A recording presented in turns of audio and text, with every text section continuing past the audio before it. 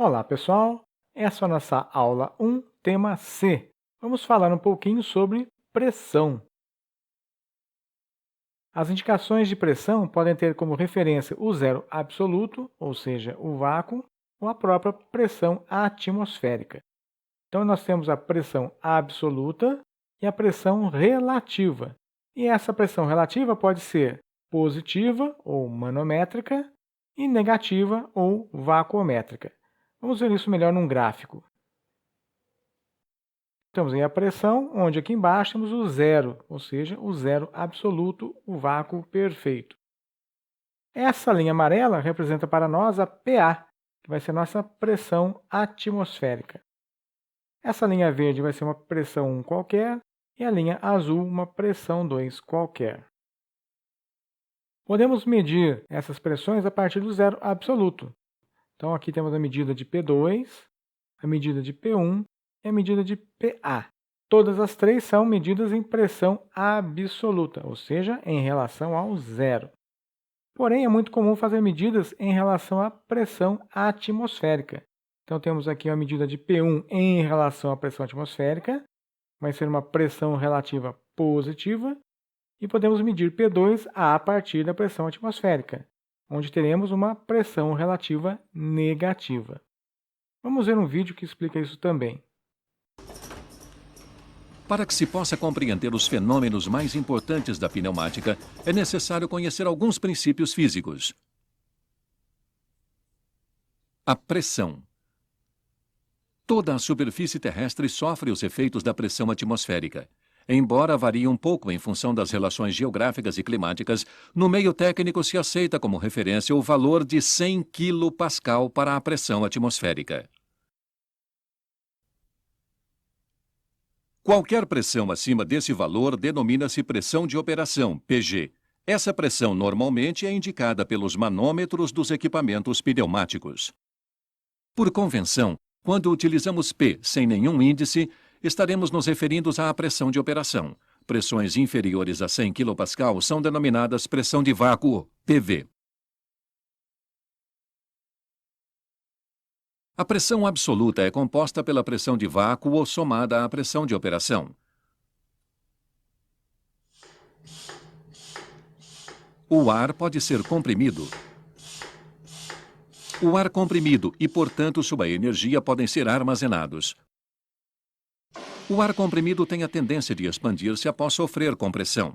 Assim, a energia armazenada é novamente liberada, podendo ser convertida em trabalho mecânico. Portanto, a energia utilizada para movimentar o êmbolo do compressor foi transferida para o ar comprimido e armazenada no interior do balão. Em seguida, pôde ser convertida em energia cinética no movimento do carrinho.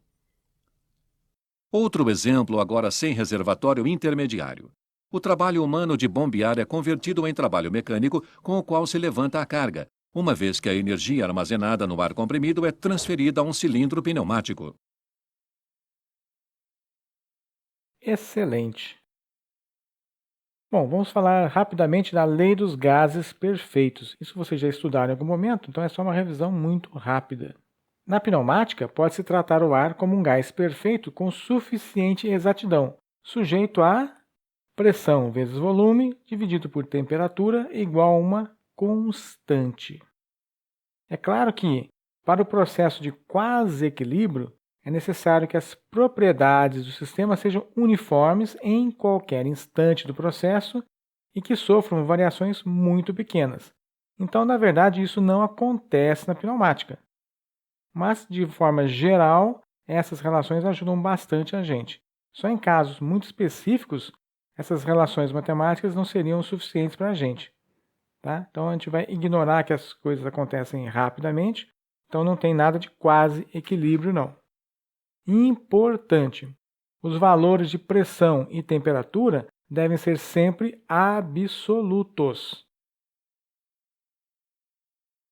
Bom, em um processo isotérmico, como em uma compressão lenta, temos que a pressão 1 vezes o volume 1 é igual à pressão 2 vezes o volume 2, ou seja, a temperatura é constante. No processo isobárico, como na expansão de um gás, tem-se que o volume 1 dividido pela temperatura 1 é igual ao volume 2 dividido pela temperatura 2, ou seja, a pressão é constante. Finalmente, temos que no processo isométrico, como o aquecimento de um reservatório, temos que pressão 1 sobre a temperatura 1 vai ser igual a pressão 2 sobre a temperatura 2, ou seja, o volume permanece constante. Vamos assistir um vídeo que mostra como é que é o processo isotérmico. Acrescentemos mais um pouco de teoria sobre a relação entre um determinado volume de ar e sua pressão. Desde que a temperatura permaneça constante, pode-se afirmar que o produto de um certo volume de ar, V, e a pressão P exercida por ele é constante. O que significa isso? Neste recipiente há uma quantidade determinada de ar, ou seja, 2 litros submetidos apenas à pressão atmosférica de 100 kPa. Numericamente, 2 litros vezes 100 kPa igual a 200. Se o volume for comprimido à metade, ou seja, para 1 litro, o ar estará submetido a uma pressão de 200 kPa. Portanto, 1 litro vezes 200 kPa igual a 200. Se comprimirmos o ar para meio litro, teremos uma pressão interna de 400 kPa, ou seja, meio litro vezes 400 kPa igual a 200. Legal. Vamos fazer um primeiro exemplo. O reservatório de ar comprimido de um compressor tem volume de 10 metros cúbicos. O reservatório se encontra preenchido com ar comprimido com uma pressão relativa igual a 7 bar e uma temperatura de 20 graus centígrados. Temos aí uma figura ilustrando então o compressor, que é essa parte de cima, a gente vai detalhar isso mais para frente, mas o reservatório é esse tanque amarelo.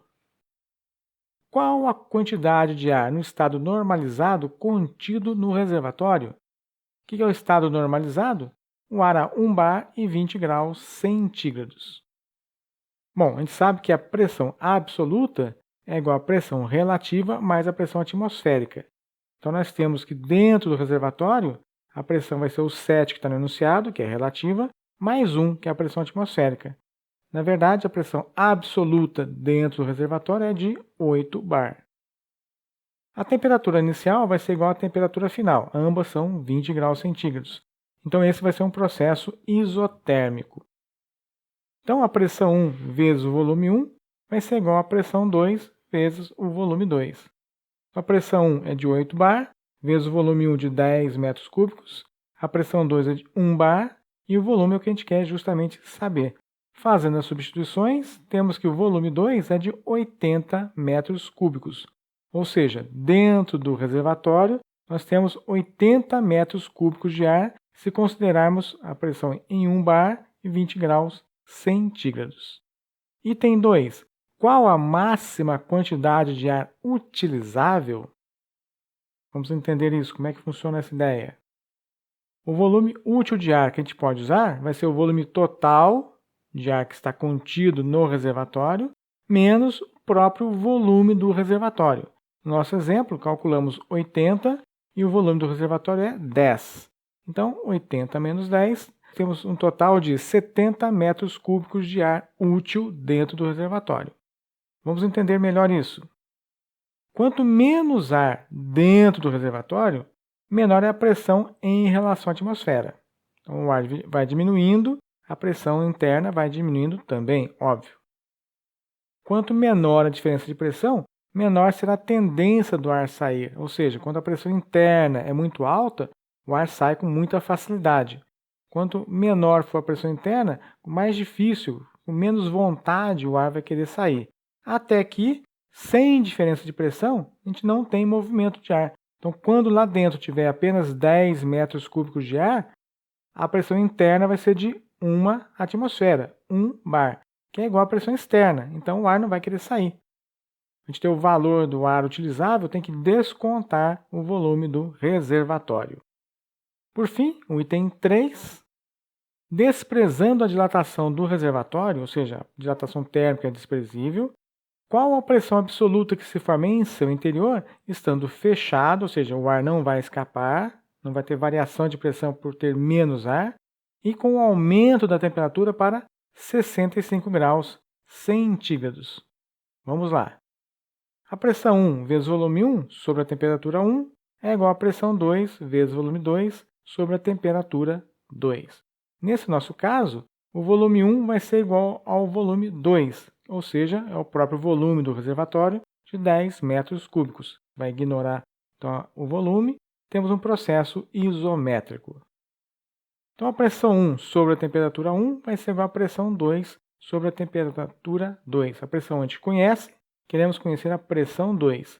Conhecemos a temperatura 1, conhecemos a temperatura 2. E aqui que vem o pulo do gato. Substituindo os valores, a pressão 1 é 8, já tínhamos calculado isso anteriormente, e a pressão 2 que a gente quer conhecer. E as temperaturas, o estado inicial é de 20 graus, o estado final é 65 graus centígrados, Celsius. A gente tem que mudar isso para temperatura absoluta. Então, a gente tem que somar o 273 Kelvin. Tendo isso, não temos mais dificuldade nenhuma. Então, a pressão 2 vai ser 8 vezes 338 dividido por 293, que nos resulta uma pressão 2 de 9,23 bar. Tranquilo, né? Ou seja, a dificuldade dos exercícios é mínima.